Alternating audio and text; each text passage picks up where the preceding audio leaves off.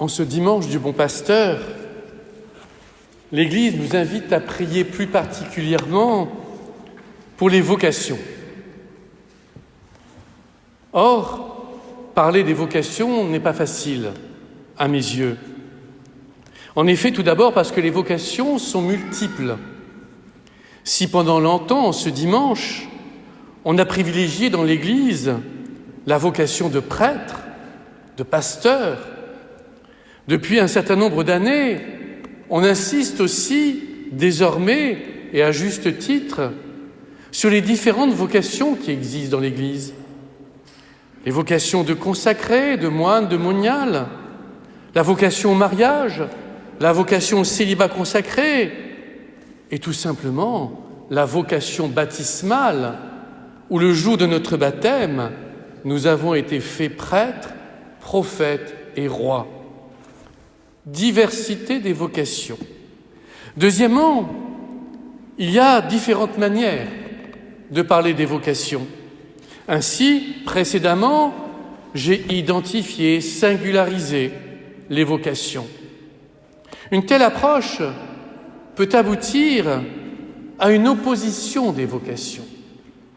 Et on voit bien dans la crise que traverse notre Église actuellement qu'on oppose la vocation du prêtre, qui serait trop présent, à la vocation de chrétien investi dans l'Église. Finalement, trop singularisé peut aboutir à cette opposition qui nuit à notre unité. Parler des vocations n'est pas non plus facile, car nous savons bien justement qu'actuellement, les vocations sacerdotales ou vocations de moines, de moniales, sont en France un sujet récurrent et l'on ne trouve pas la solution. Ainsi, je suis prêtre diocésain.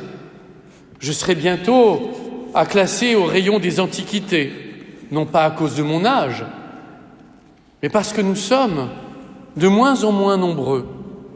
La vocation de prêtre diocésain attire peu. Et désormais, les jeunes sont attirés, ceux qui désirent devenir prêtres, par des organismes, des congrégations, des fraternités, comme Saint-Martin, Saint-Pierre, Saint-Pédis et bien d'autres, où ils vivent ensemble leur ministère de prêtre. Cette dimension communautaire est très importante chez ces jeunes, et si les séminaires diocésains sont vides, le séminaire, par exemple, de Saint-Martin, regorge de vocations. C'est à mes yeux à prendre en compte et surtout à ne pas stigmatiser. Parler des vocations n'est pas non plus facile pour une autre raison, à la fois consciente et inconsciente. La vocation paraît parfois extrême. Ainsi, souvent, on me dit « Vous avez sacrifié votre vie, vous avez tout abandonné ». Et le Christ, dans l'Évangile, nous dit que la vocation de bon pasteur va jusqu'au don de sa vie. Mais je connais aussi beaucoup de vocations où l'on donne énormément. J'ai côtoyé ces 2 derniers mois nombre de lieux où se trouvaient des médecins. C'est une vocation. Ils ne comptent pas leurs heures, sont attentifs aux uns et aux autres, tout comme tout le personnel soignant que j'ai admiré durant ces 2 mois. Et si je suis là, c'est grâce à eux. Et je leur en suis reconnaissant. Plus récemment, Thomas Pesquet, notre astronaute national, a parlé de sa vocation. Ainsi, il a choisi de tout sacrifier, y compris sa vie amoureuse, pour cette vocation d'astronaute. Il dit qu'il n'a pas le temps d'être en couple, parce que la semaine, il travaille, il étudie, et que le week-end, il fait du sport. Oui, la vocation a quelque chose d'extrême, qui peut faire peur, mais qui interroge. Alors, je ne vais pas parler pour les autres vocations, mais pourquoi va-t-on jusqu'au bout quand on se sent appelé? Pourquoi la vocation possède à juste titre cet aspect un peu extrême, où le temps ne compte plus, où l'on consacre sa vie aux autres?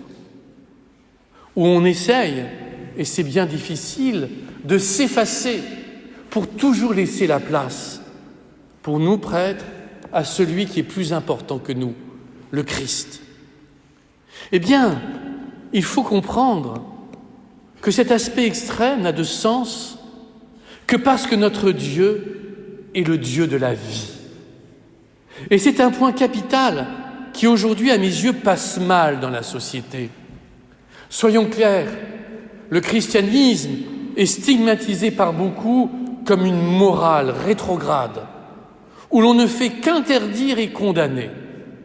Et c'est vrai, malheureusement, parfois, on a l'impression que les déclarations officielles ne sont là que pour critiquer ce que vit notre monde. Mais c'est faux dans le fond.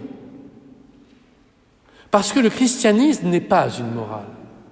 Le christianisme, c'est une rencontre avec Jésus-Christ, qui ne fait que nous parler de la vie. Ainsi, par exemple, si l'Église aujourd'hui a choisi ce passage de Jean, il aurait suffi d'aller quelques versets plus haut et entendre le Christ nous dire « Je suis venu pour qu'on ait la vie et la vie en abondance. » Dieu nous appelle à la vie. Un bon Gaulois, saint Irénée de Lyon, père de l'Église, l'avait bien compris, puisqu'il nous dit que la gloire de Dieu, c'est l'homme vivant. Et quand je lis les évangiles, et je ne vous cache pas que depuis 2 mois, je les lis différemment, comme s'ils étaient tout neufs à mes yeux, je suis frappé par ces mots de vie, de lumière et de joie. Oui, à mes yeux, c'est cela le christianisme. Dès lors, quand on comprend cela, on comprend que l'humanité entière est appelée à la vie. Et la question de la vocation, la question du bon pasteur, dépasse les murs de cette Église, dépasse les murs de notre Église. C'est l'humanité entière qui est appelée par Dieu. Pourquoi ? Reportons-nous au premier chapitre de la Bible. Dieu a créé l'homme à son image et il l'appelle à la ressemblance.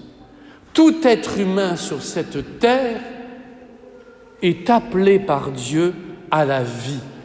Tout être humain sur cette terre possède en lui-même l'image de Dieu. Et il est capital de le dire aujourd'hui dans une société en crise, pardonnez-moi cette banalité, qui cherche le sens, la direction et qui n'en trouve pas. Et cela pousse au désespoir. Car si aujourd'hui, ce sont nos hôpitaux qui se remplissent, demain, ce seront les services de psychiatrie qui seront pleins de personnes acculées, ne donnant plus de sens à la vie. Alors je crois qu'il est capital de bien avoir ça en tête. Il est bon de parler des vocations en les distinguant, mais je préfère en parler en les unifiant. Saint Paul, dans un passage d'une de ses lettres, nous dit qu'il n'y a plus ni juif ni grec, qu'il n'y a plus ni homme ni femme, mais que nous formons une humanité. Et c'est cette humanité qui est appelée à la vie. Dès lors, nous comprenons notre responsabilité. Nos pensées, nos paroles, nos actes ont des conséquences sur le monde. Tout acte que nous posons, toute pensée que nous avons a des conséquences pour notre entourage. Et nous sommes responsables de nos pensées, de nos paroles, de nos actes. Et il est capital qu'elles soient éclairées par le Dieu de la vie. Nous sommes, à titre collectif, responsables des uns des autres. Et je pense à ces chiffres terribles qui sont tombés cette semaine sur la déforestation. L'homme est fou. La crise écologique est là. Et nous continuons à brûler les forêts en Amérique du Sud. Alors oui, ce dimanche du bon pasteur nous rappelle que le Christ, que Dieu lui-même appelle l'humanité à la vie. Et que nous-mêmes, en sortant de cette Église, nous avons à être les témoins de la vie. Que chaque journée qui s'ouvre à nous est un don de Dieu, que chaque instant, chaque minute doit être vécue sous le regard de Dieu. Confession très personnelle, mais à laquelle je pense souvent. Quand j'étais hospitalisé, tous les soirs, on me demandait s'il fallait fermer mes volets. Eh bien, je disais non. Laissez mes volets ouverts. Pourquoi ? Parce que le matin, j'aimais être réveillé par les premières lumières de l'aube, par cette lumière qui perçait l'obscurité et qui peu à peu prenait toute sa place. Il en est de même pour Dieu. Il est la lumière qui perce nos zones d'ombre, qui éclaire tout dans nos vies, à une condition que nous ouvrions les portes et les fenêtres de notre cœur. C'est à chacun d'entre nous de décider. Amen.